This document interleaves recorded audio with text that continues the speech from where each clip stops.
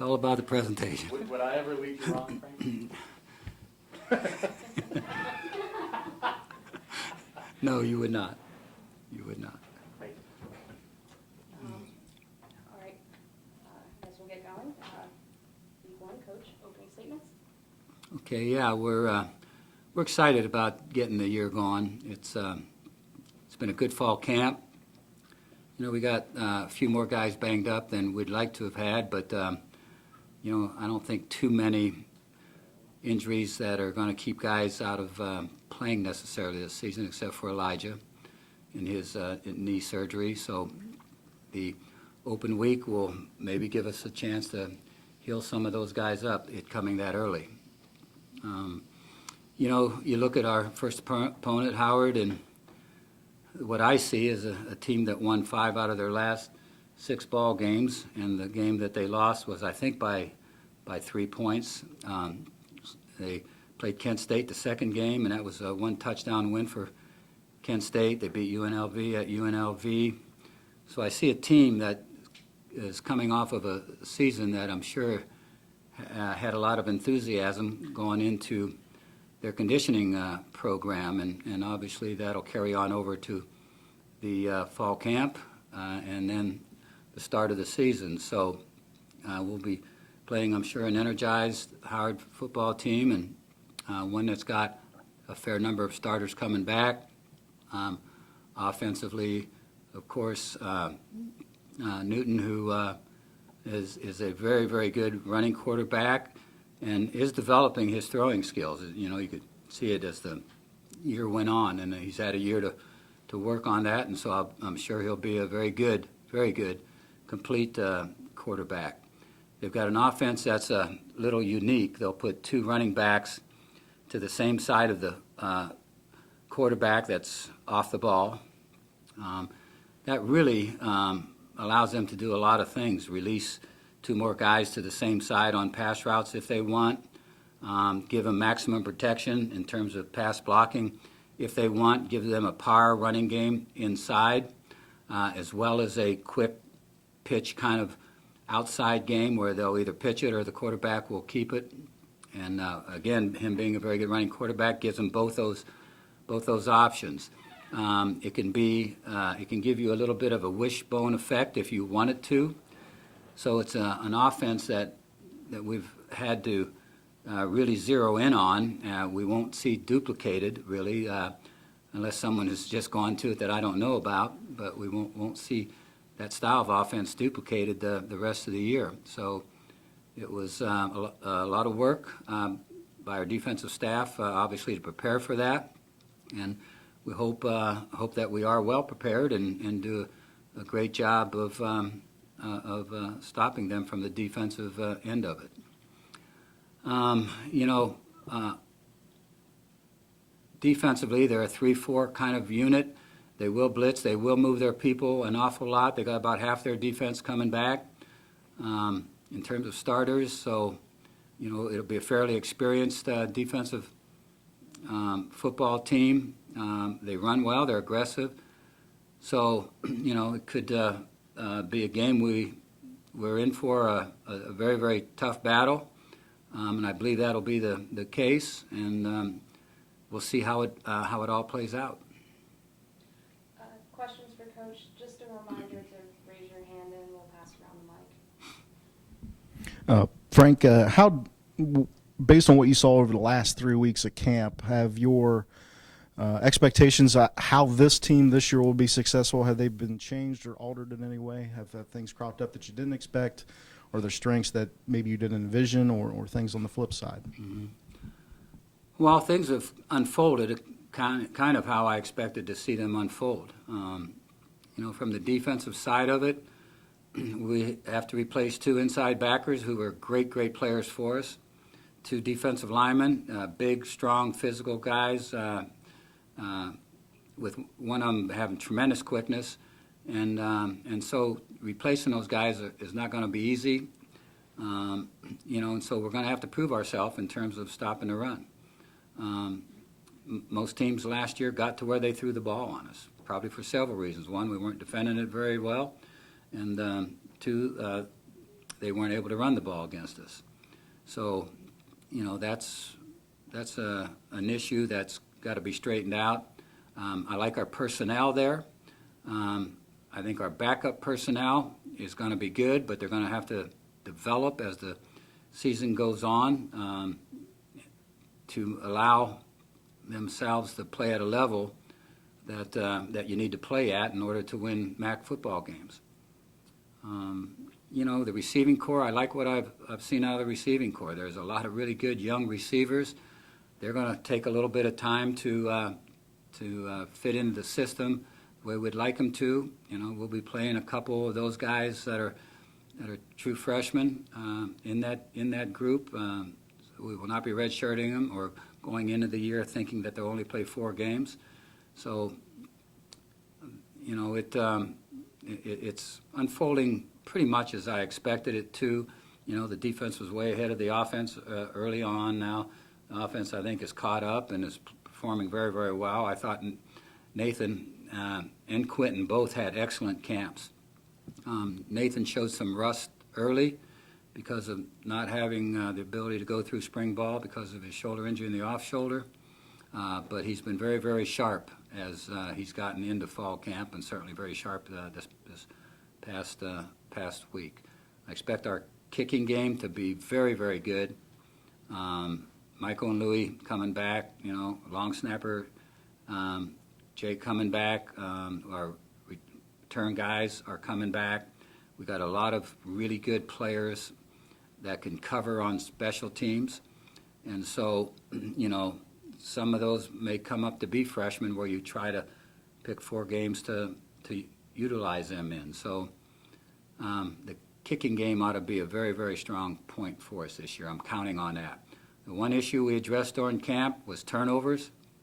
We want the defense to get more. We want the offense not to give away as much.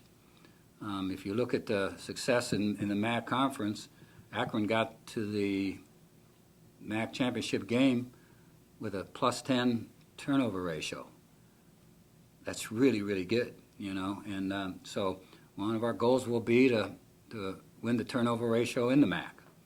We're going to have to work at it to get that done, but if we get that done, we can be a really good football team.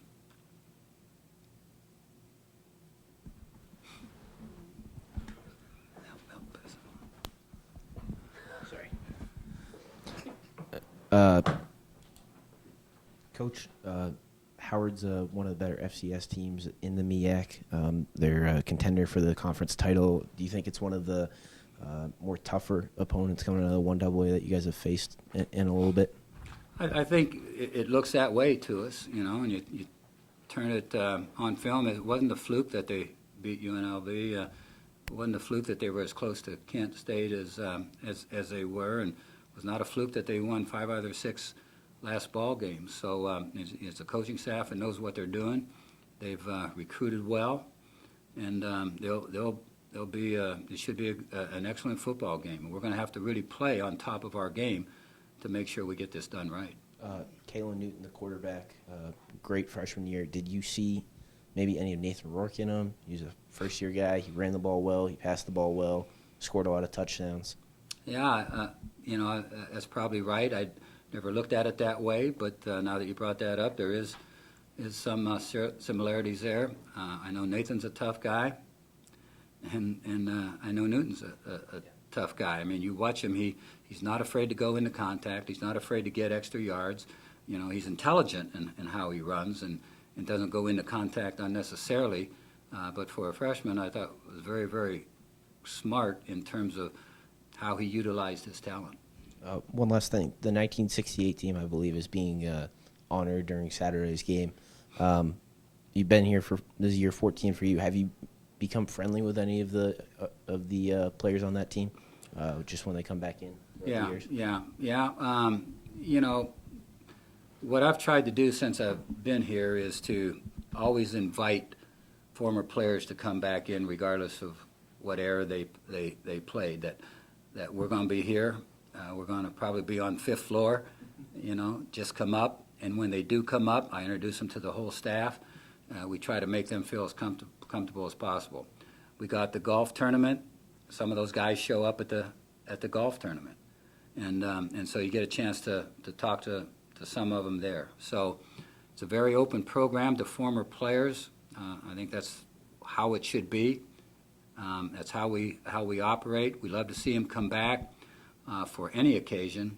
And obviously these guys were special, and we're going to be proud to be part of that celebration.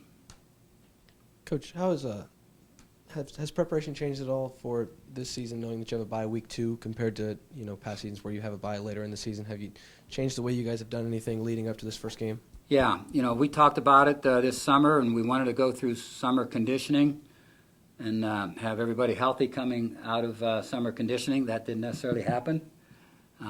We wanted to have fall camp go so that we came out of fall camp healthy, knowing that we'd have 11 straight games following the open week. That didn't necessarily happen, but maybe it can play out well for us in that, some of the injuries we do have now, those guys that aren't able to play maybe can be healthy or be on their way to being healthy by the time we get to our second ball game.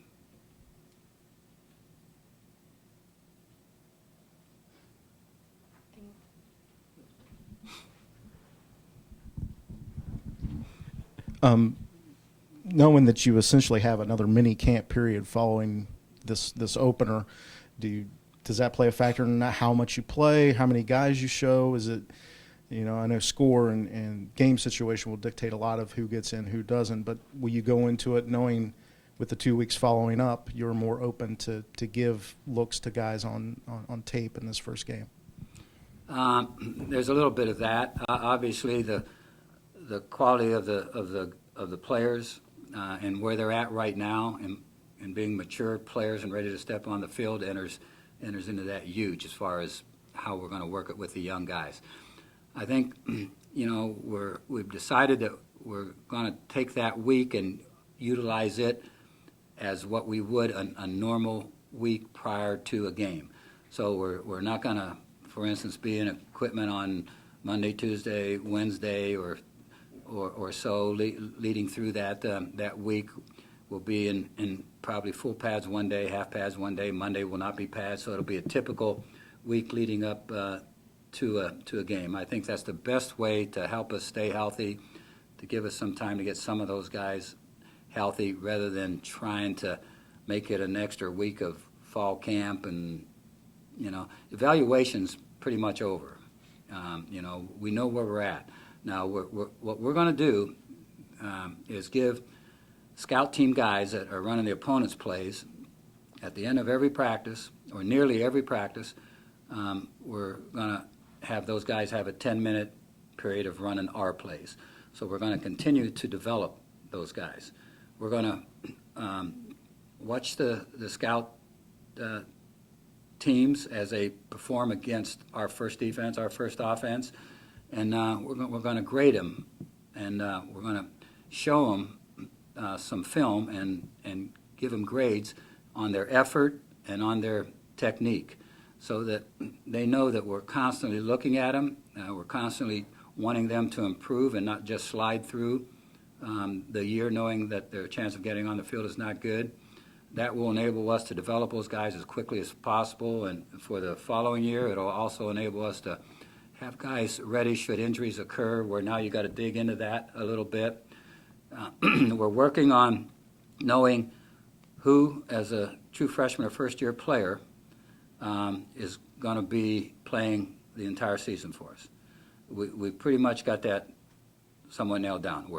We've separated the guys out that we think right now we should look at in terms of the possibility of getting them in for 4 games so they can keep coming. And then we'll have a group that will just be red shirts, knowing that they've got development to be gotten, whether that's physical or mental or whatever it might be, in terms of knowing the offense and being able to execute the offense and defense at the kind of level you want. You mentioned a couple specific, or you didn't mention them specifically, but you said there's a couple true freshmen you've already kind of identified as these are guys that are going to get reps early and maybe they can really help us. You mind sharing who some of those first-year guys are that have kind of already earned a spot? I'll share those a little later in the week. It's pretty well set, but there could be we still have some practices here that we want to continue to evaluate, although the majority of the evaluation is done. We are still looking at a couple guys, and we'd like to break that as a group when we do it. Nathan had a great camp. Where do you see him making the biggest jump year two as a starting quarterback in your offense? Really decisive, and I thought he was good at that last year, but he really knows our offense inside and out. If he's not throwing a perfect pass, it's bothersome to him, and so the competitiveness of him has always been there. But he can run, and we're going to have certain situations where he does run. Where we need to get better is in our passing game. Several things can help us there. I think we can get a higher percentage out of both him and Quentin than what we did this past year. I think they're showing signs of that. They've hit the check down guys a lot more rather than just kind of throwing it up there where there's a chance of the ball getting batted or someone making contact on the receiver right away to cause a turnover.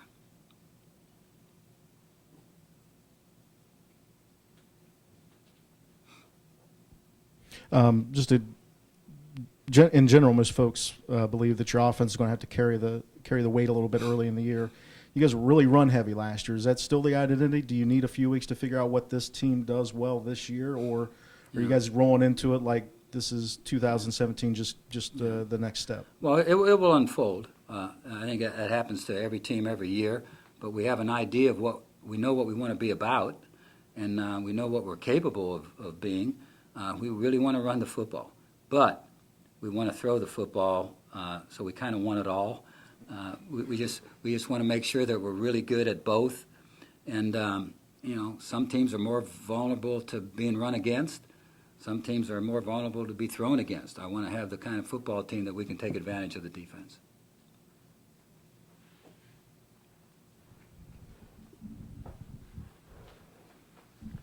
Coach, the Sook Center is supposed to be up and running for Saturday's game. I know what it means for recruitment value and stuff, but how excited are you to just see it done so you don't have to hear the noise during practice? And yeah. Noise didn't bother me. Coach Albin loves it. He loves all the noise we can get. So the offense can get the ball snapped and not blame it on noise. And so that part of it has been good. I love it from the fact that I'll be able to get on the elevator quicker here to get to the 5th floor. Seems like it's taken forever. I'm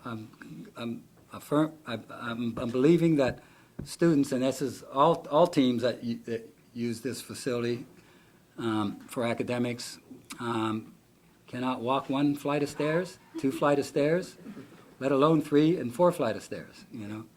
So everybody takes the elevator, and so I start taking the stairs, and so this will be a good deal for me. It'll be great. It'll be great for the athletes here at this university in all sports. They got a first-class facility. They're going to be proud to step into it.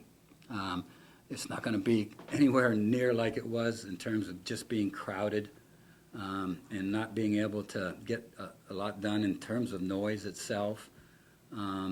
So I think it's going to be special for all the sports in our program. I know that not every coach exactly has their own office right now. I think Chris Rogers has to operate off a cubicle. Correct me if I'm wrong. Does it help the day-to-day operation at all, knowing that you guys will have some more offices opened up? I believe some people are moving down a floor too, so you'll have like 2 floors of offices. Yeah, that'll be a big help to us. And we had the 10th coach where Tremaine, we kind of made an office for him up there, and it's working well. That'll be his main office. We want all the coaches on the same floor, but even guys like Dak and Sonny can now office off the 4th floor instead of that little cubicle down there that they operate out of. That was kind of our nutrition center, and it was their office and the storage room, and now we can do something with that area. We can remodel that a little bit. We hope to open up fourth floor. There'll be offices used up there, but there'll be areas where, we'd like to get something done in there for our players. And so there's some plans, and, look forward to getting those plans carried out.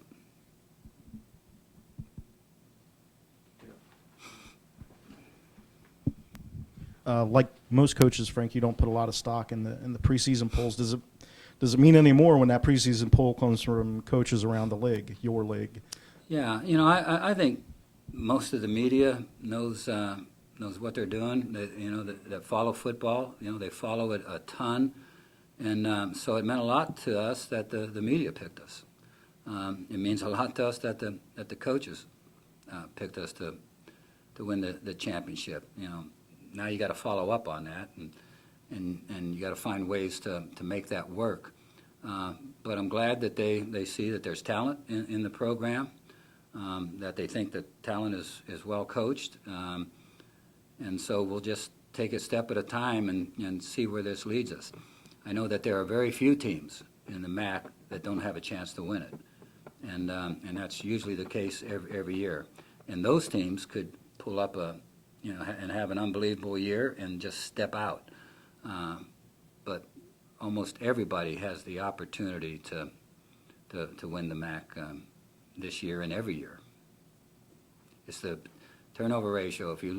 I keep coming back to that. I remember when Buffalo won the MAC, they recovered I don't know how many fumbles, picked 3 up, I believe, and ran back for touchdowns. I may be wrong. It could have been 4, could have been 3, could have been 2, but it was something that you don't see very often. And so if we control the turnover, we'll be in that group that has a chance to battle for the MAC.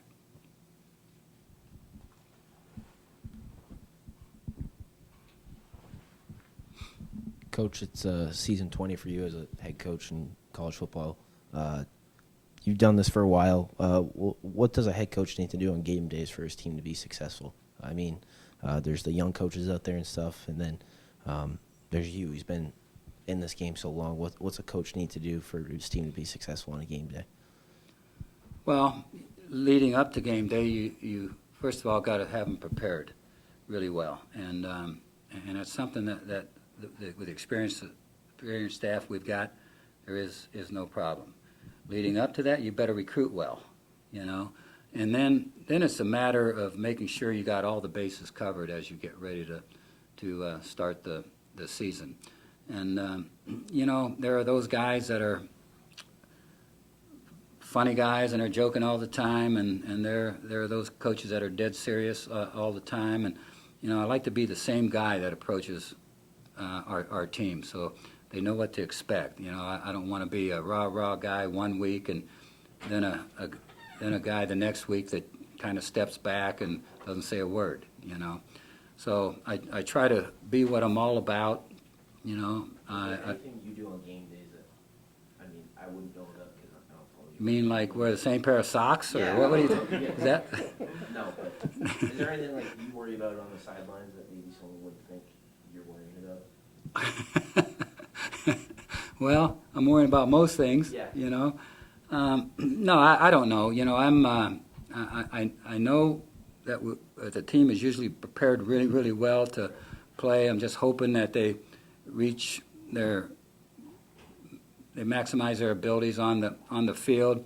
I want good, strong communication from the press box and the coaches on the field. I want the whole staff and the people on the sideline to keep encouraging our guys and to be positive rather than coming from the negative. There'll be negative times, and I'm the kind of guy that will try to jump on a mistake right away, but there's a way of doing that, and so I can do better at that. I'm not going to do better at working with officials. I'm what I am there, and so that's me on game day. Do you wear the same pair of socks every day? No. Nope, nothing like that. Coach, I know Maction can yield some weird results. Being the favorite this year and kind of carrying that through the entire offseason, now that you're finally in the first week of the actual games, what's kind of the message as far as tempering those expectations? Well, that's very easy. I think we've got a smart football team, you know, and we've been talking to these guys since the season ended, you know, about setting goals, understanding those goals, what it's going to take to accomplish those goals. And obviously, you can't think you're pretty good and step on the field and get waxed pretty good, and then think things are going to unfold right for you. It just doesn't happen that way. So we take that when I first got here, I bored you guys to death with the same approach of one game at a time, and we will stick to that. But we've got a goal at the end, you know, that we want to reach, and I like the talent on this team. We got to have some young guys come. You know, I think in regards to this team, the leadership and the enthusiasm is really, really good. So we just got to take a step-by-step approach to preparing to win football games, and then play well, see what happens. Final questions? All right. Thank you, Coach. All right, thank you, guys.